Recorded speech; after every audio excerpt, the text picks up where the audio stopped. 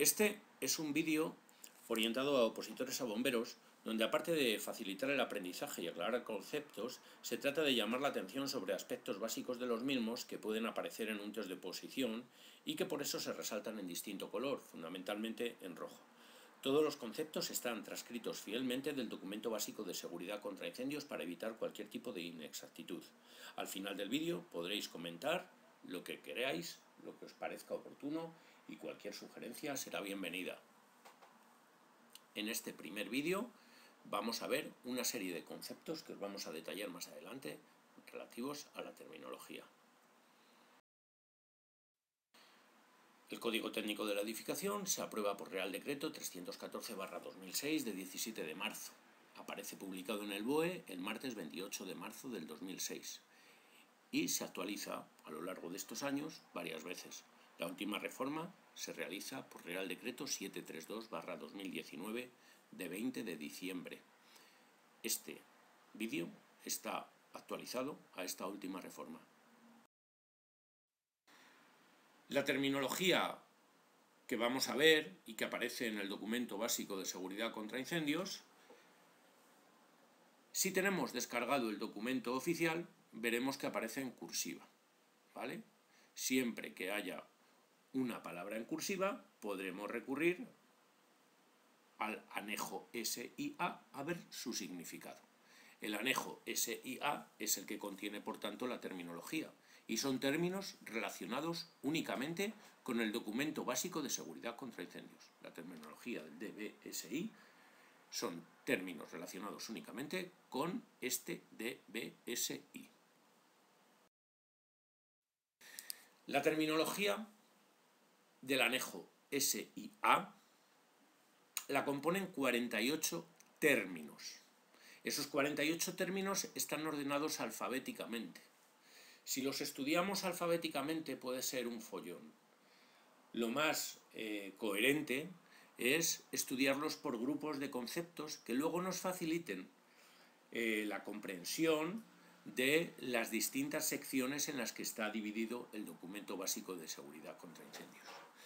Así, hemos dividido en los siguientes grupos de conceptos la terminología. Por un lado, los conceptos relativos a la compartimentación; por otro lado, los conceptos relativos a la evacuación de ocupantes; por otro lado, los conceptos relativos a los medios de protección contra incendios y ventilación; por otro lado, los conceptos relativos al fuego; por otro lado, otro tipo de conceptos que no podíamos encasillar en ningún grupo; y por último, los usos.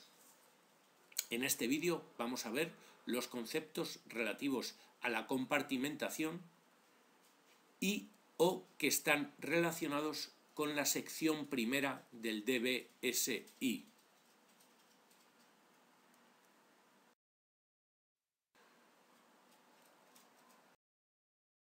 Estos conceptos son 6: establecimiento, sector de incendio, reacción al fuego, resistencia al fuego, sector bajo rasante y sector de riesgo mínimo.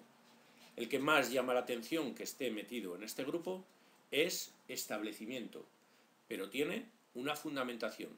Cuando estudiemos la sección primera entenderemos cuál es el motivo, y es que muchas veces se exige que se conforme un sector de incendio a un establecimiento independientemente del número de metros que tenga un uso o un edificio. Establecimiento es una zona de un edificio destinada a ser utilizada bajo una titularidad diferenciada y bajo un régimen no subsidiario respecto del régimen del edificio, y cuyo proyecto de obras de construcción o reforma, así como el inicio de la actividad prevista, sean objeto de control administrativa. Conforme a lo anterior, la totalidad de un edificio también puede ser establecimiento. ¿Qué quiere decir esto? Imaginamos, por ejemplo, un comedor o un restaurante de un edificio grande de oficinas, ¿vale?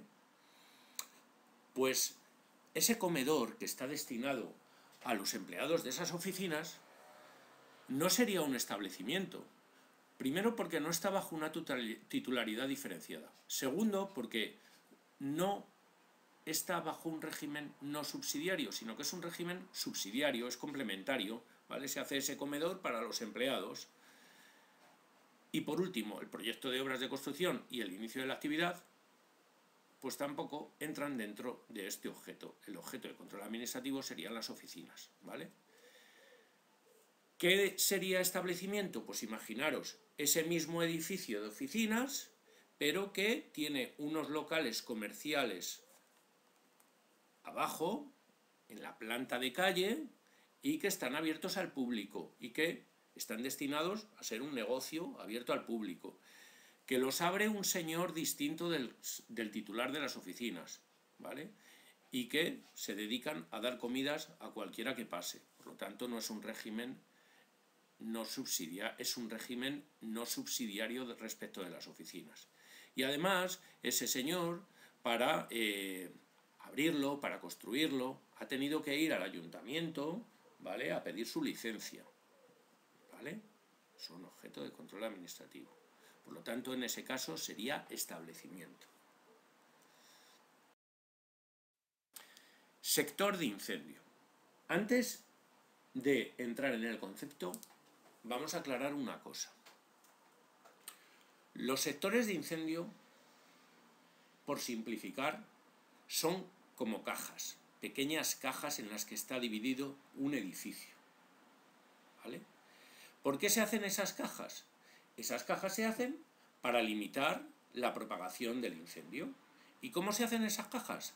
Con elementos resistentes al fuego, por paredes, suelos, techos y puertas. Eso, de un modo muy simplificado, sería un sector de incendio. Ahora vamos a entrar en el concepto. Espacio de un edificio separado de otras zonas del mismo por elementos constructivos delimitadores resistentes al fuego durante un periodo de tiempo determinado, en el interior del cual se puede confinar o excluir el incendio para que no se pueda propagar a o desde otra parte del edificio. Los locales de riesgo especial no se consideran sectores de incendio. Fijaros que lo he puesto en rojo, porque hay mucha confusión, porque un local de riesgo especial realmente podría ser confundido con un sector de incendio, y realmente es un recinto compartimentado. Es una cajita aparte, sería lo mismo, pero se llaman locales de riesgo especial y no se consideran sectores de incendio. Los locales de riesgo especial los veremos en el DBSI 1, en la sección primera, ¿vale? Y veremos cómo son locales de almacenamiento en determinadas circunstancias, cuartos de calderas, cuartos de instalaciones varias, etcétera, etcétera, ¿vale? No se consideran sectores de incendio. Ojo a las preguntas de test. Reacción al fuego.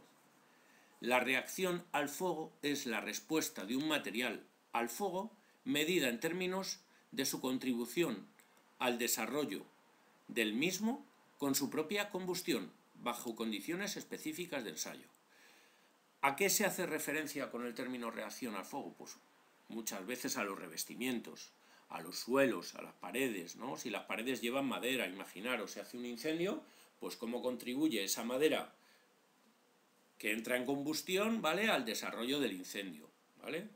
O al suelo, el suelo de grés, el suelo de plástico, ¿vale? Se habla de la reacción al fuego, normalmente de esos tipos de materiales. Resistencia al fuego. La resistencia al fuego es la capacidad de un elemento de la construcción para mantener durante un periodo de tiempo determinado, la función portante que le sea exigible, así como la integridad y o el aislamiento térmico en los términos especificados en el ensayo normalizado correspondiente. ¿Qué quiere decir esto? Pues que ese elemento de la construcción, como puede ser una pared o una viga, ¿vale?, o un pilar o lo que sea, mantendrá durante un periodo de tiempo la función portante, es decir, por ejemplo, en el caso de un pilar no se retorcerá y no se caerá, ¿vale?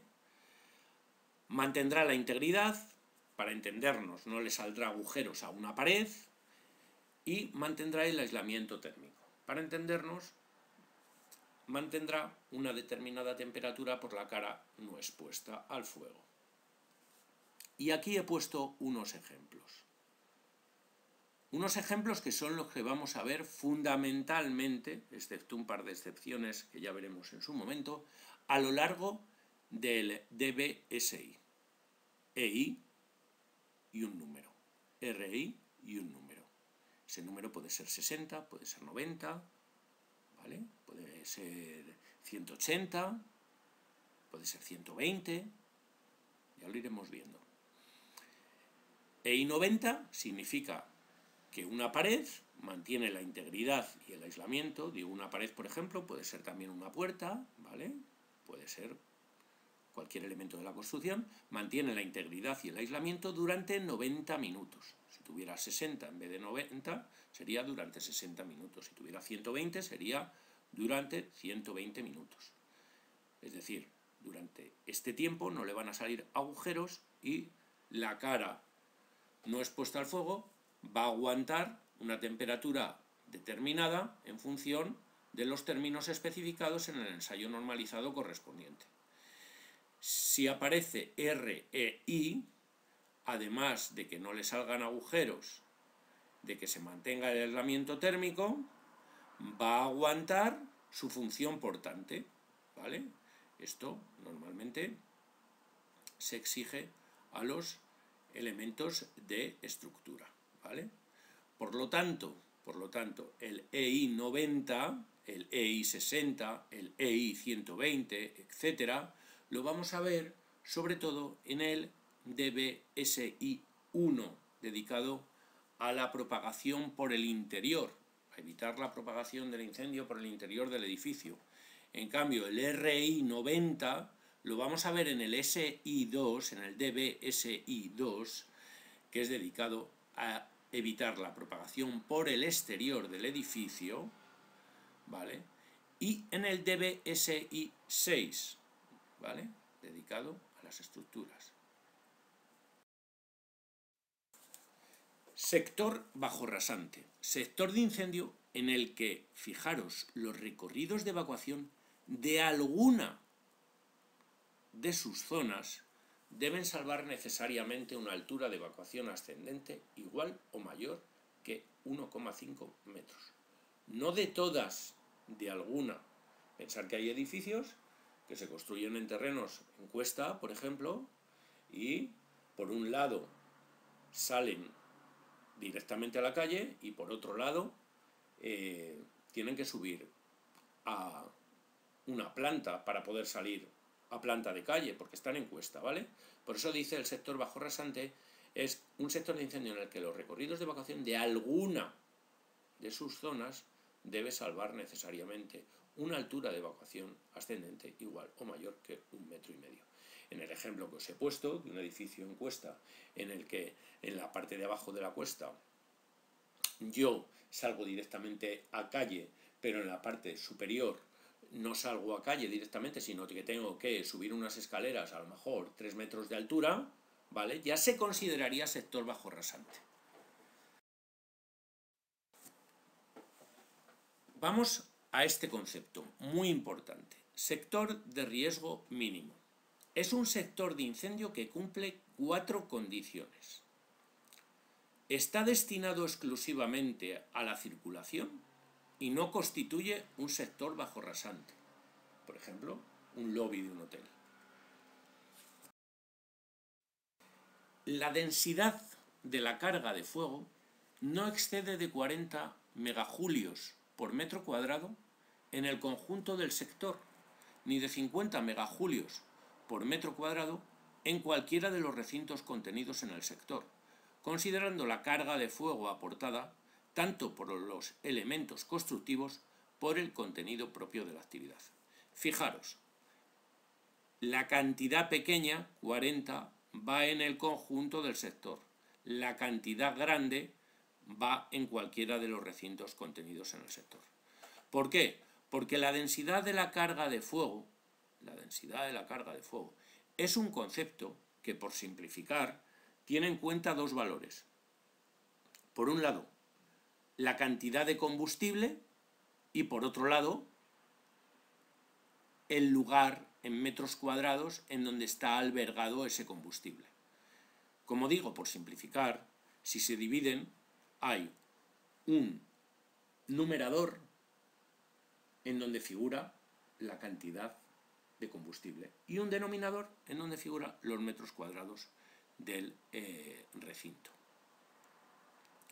Cuanto más grande sea el recinto, menor será la carga de fuego. A igualdad de condiciones, cuanto menor sea el recinto, mayor será la carga de fuego. Es decir, está separado de cualquier otra zona del edificio que no tenga la consideración de sector de riesgo mínimo mediante elementos cuya resistencia al fuego sea EI 120 y la comunicación con dichas zonas se realiza a través de vestíbulos de independencia. Un ejemplo simplificado: si yo tengo 100 toneladas métricas en un recinto de 100 metros cuadrados, resulta que la densidad de la carga de fuego será 1. Pero si tengo 50 toneladas en vez de 100 en un recinto de 20 metros cuadrados, fijaros, la cantidad de la densidad de la carga de fuego aumenta, es 2,5, ¿vale? Igual pasaría en este otro ejemplo. Tiene resuelta la evacuación desde todos sus puntos mediante salidas de edificio directas a espacio exterior seguro. Aquí vemos un ejemplo. El sector de riesgo mínimo sería esta zona. Esta zona se comunica con otras a través de vestíbulos de independencia, que lo representa este dibujo, ¿vale? Y tiene salidas directas al espacio exterior seguro. El sector de riesgo mínimo solo está dedicado a la circulación, no está bajo rasante, tiene una carga de fuego inferior a 40 megajulios por metro cuadrado en general e inferior a 50 megajulios por metro cuadrado en cualquier recinto. Ojo al inferior a igual, al mayor a igual y a todas esas cosas que tienen mucha importancia en los test. Ojo, porque muchos de estos dibujos son cogidos de presentaciones en las que no tienen en cuenta ese detalle que en cambio en los test de bomberos sí se tienen en cuenta. Nos vemos en el vídeo 2. No olvides suscribirte. Entre los suscriptores iremos distribuyendo test de los vídeos que vayamos haciendo. Y si te ha gustado, dale un like. Eso nos facilitará el poder seguir trabajando y seguir subiendo material y quizá también pueda ayudarte a ti en tu aprendizaje.